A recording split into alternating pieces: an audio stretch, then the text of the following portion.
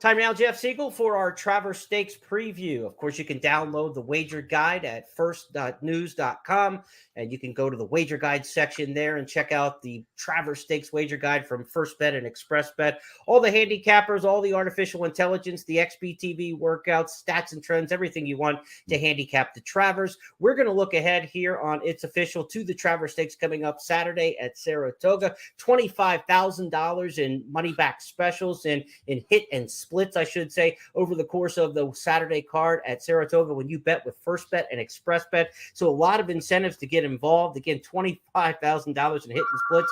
Look at those pick fours. Look at those fives. Jeff's partners are already calling him right now to get in on those hit and splits. They want to put tickets together. That's one of them, all right. So, Jeff, let's talk Travers Stakes here. The big picture, we know the top three finishers from the Kentucky Derby expected in the starting gate. Rich Strike, you've got Epicenter, you've got Zandon. You throw in the Preakness winner, that gives you a big four. Then you throw in the only two-time Grade 1 winner in this crop right now, which is Cyberknife, who won the Arkansas Derby and the Haskell. You've got a big five. This is a very, very good edition of the Travers Stakes. And it's good because it's competitive. It's not like it's good because we got one great horse and a bunch of horses that are going to make them look good. I mean, as a gambler, you can look at a number of these horses and say, I like him because of this, or I like him. And it's a horse race. It's a real throwback to some of the races we enjoy racing, where you see 5 or 6 contenders and you can see a gamble on any one of 5 or 6 and feel confident at least you're going to get a run for your money. Let's go back and watch Epicenter in a little bit of training this past week, a week or so ago, with Clairiere, who's going to run in the Personal Ensign.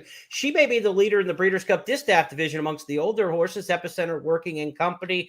We'll talk a little bit about Epicenter as the fans get a chance to watch this workout. The work not so much as important as the horse himself, Jeff. Your take on Epicenter as he's been dancing all these dances and never misfires.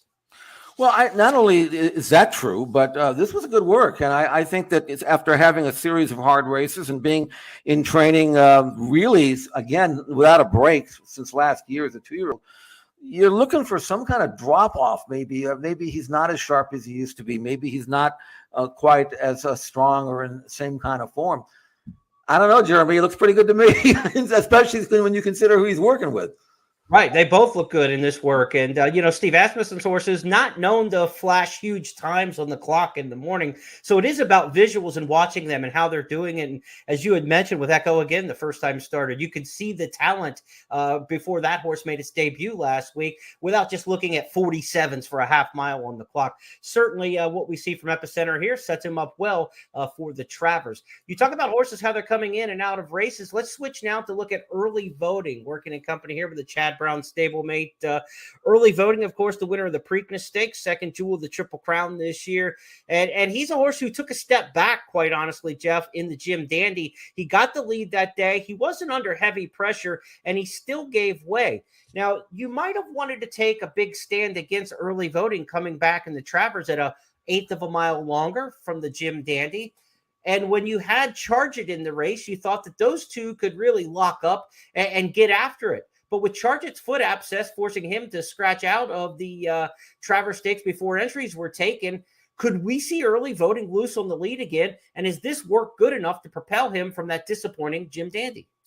Well, I think that's the only way he can win. But the good news for early voting is that he may have a little bit less respect this time because of the fact that he was beaten last time. So he might be able to get a little looser on the lead than he was before. Mm-hmm. This works okay, but they only go 49-3. I mean, he went fine, but when you're going 49-3, you're supposed to look fine, right? Right. So I don't think it really means anything. But I think early voting has a chance to be a little fitter than maybe that he was in his last race. That will help. And the fact that I don't think anybody's going to worry too much about him, that'll help. So I think he'll run better. But whether or not he's good enough to beat this group going 1.25 miles, even if he gets that uncontested front running trip, as he probably needs, although in the Preakness he did sit second.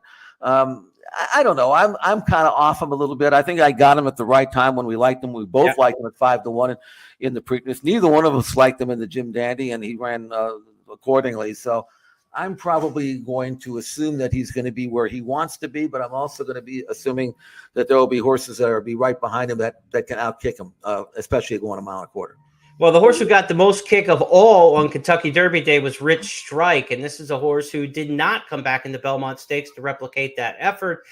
Different circumstances here as he comes off the longer layoff, Jeff. Here he is coming down the lane in what is a pretty zippy workout for him at Saratoga a couple days ago. He's a good workhorse when he wants to be, and he's being niggled at just a little bit, but that's fine. I mean, you want him to finish up in 59 and change, and this is a good solid work. This would lead me to believe that he's ready to run as well as he can run. The question is, Jeremy, is he a one-hit wonder? I mean, you cannot take the Kentucky Derby away from him. No. I mean, I know he had a fast pace and all that, but he flew home, and I'll forgive him for the mile and a half. His style isn't conducive to that. I don't know. But if he can run back at a mile and a quarter to his Derby win, if you just took that at face value and the way he's working here, which is absolutely nothing wrong with this work at all. It's a good work. I mean, the only thing about him is can he win from off the pace in a race that may not have a lot of pace? Yeah, there's not going to be a lot of pace in here. That's the question. I'll stand by the fact that something wasn't right with him after the Kentucky Derby. I mean, that's why they skipped the Preakness. Yeah. I mean, to me, then he did not run well in the Belmont, and we haven't seen him since. So there was something that took some time. We heard about the chiropractic stuff and that. There was something that took some time to get this horse right, and they knew it was going to take some time. That's why we haven't seen him since June. If they've got him right now and he's back to what he did in the Kentucky Derby, he could surprise some people. The last horse to win the Kentucky Derby and the Travers 2007 Street Sense, also with that big style. Street Sense, no one-hit wonder, but a lot of people thought he was just the Churchill wonder. But you forget that he won the Travers Stakes. He wasn't just completely a Churchill Downs phenom like that his form suggested. So it's not out of the question that he bounces back here and runs a big race in the Travers Stakes, but he is not going to get a proper pace setup for his style unless some other horse goes out to the front that doesn't look like it on paper. We expect the pace to be set, by early voting. Maybe Cyberknife is a horse who could show a little bit more speed. Again, we said this is a two-time Grade 1 winner of the Arkansas Derby and of the Haskell. When he won those two races, he was 2 to 3, 4 lengths off the lead.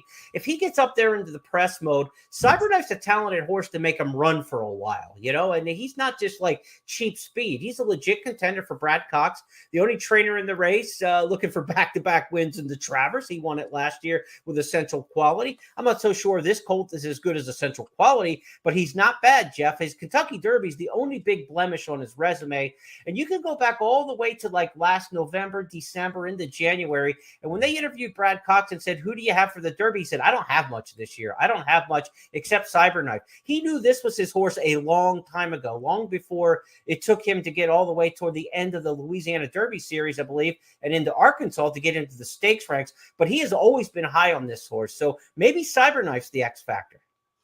Maybe. I don't know how much of an X factor he is because I think he's a really good horse. And he's grazing well here. I mean, he's doing everything that you'd expect a good horse to do, other than that one poor run in the Derby. I'm not as big a believer in stats as you are, Jeremy, but I respect that part of the handicapping scheme. And we haven't seen a Haskell winner come back in the Travers since Point Given in 2001. So it's been a while. I don't know whether if that means anything or not. It might just be random or whatever it is. But would I be surprised if he won this race? No, I wouldn't. I'm picking against him just because I don't know. I mean, he had a hard race in that race, and I just would like to see. Put it this way, I'm going to go with a different horse because I think he's a little fresher and coming up to the race better. But if you were or anybody wants to get into debate about Cyberknife and why he should or shouldn't win the Travers, I'm going to step out because I like him as a horse. I think he's a great looking horse. But I have to figure out between now and Saturday why I'm not keen on him, and I can't put it in words yet. I don't know what the word is. Maybe it's that Haskell streak. Maybe it's something else. But it has nothing to do with how good I think the horse is. Colt's really, really good. We'll tease everybody to check out that first and express bet Travers wager guide for Jeff's final analysis, my picks. Eddie Olczek's got the handicapping analysis for the Travers race. We've got all of our handicappers from XBTV and across the spectrum from Gulfstream and around the country. So a lot of thoughts going into that Travers wager guide and final picks.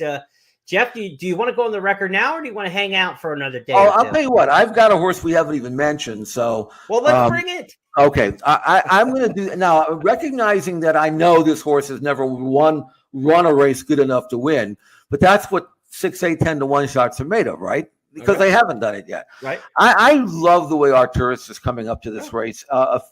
He reminds me so much of Arrogate when he won the Travers. He was 9 to 1 because he had never won a race at that level. But I thought he hasn't won one, but that doesn't mean he can't win it. Arturus has only had 3 starts. Every race he's run, he's won much better. I loved his race in the Curlin. I know it's just a restricted stakes, but he's got that great stalking second flight style. He'll run forever. And oh, by the way, he is by Arrogate. So, and Chad Brown and Judmont, and by the way, and I think if Irad Ortiz gets into a stretch duel in the last 16th of a mile, and he's got 5 horses to beat on both sides, he'll wipe them all out and win. So, or find a way to do that. You didn't go there, did you? No, it's a joke. I don't want a blinking number in the Travers. I don't want any numbers blinking on the board. I agree. I'm just kidding. Actually, I'm being sarcastic for all the people who think he is a little bit too rough. If I'm betting on him, be as rough as you want to be. But anyway, Arturus, to me, has a really good chance to pull off an upset. I'm not completely committed to picking him until it shows up in the guide. But right now at the price, I'm kind of leaning towards the fresh face because I'm not completely convinced. And Jeremy, you can do all the convincing you want. Maybe you'll win me over. But I'm not really sure that the Jim Dandy was that great a race, even though Epicenter sure looked good winning it. But I don't know. We'll see. I just like Epicenter's consistency. I know he's going to bring his race, and it might be good enough for second again. But I just trust him more than I do any of the other 3-year-olds in the rock right now. I mean, you look at his form; he's as consistent and as genuine as you can possibly be. You're going to get Epicenter. The question I have is: are you going to get a better version of Epicenter, or you're just going to get Epicenter? I don't know. Well, if Artorias is Arrogate, they're all running for second. So the AR part of it, he's got that down. If he I don't think he's Arrogate, but he might be good enough to win here. For more on the Travers Stakes, be sure to check out the blog section, expressbet.com and news.first.com for our wager guide.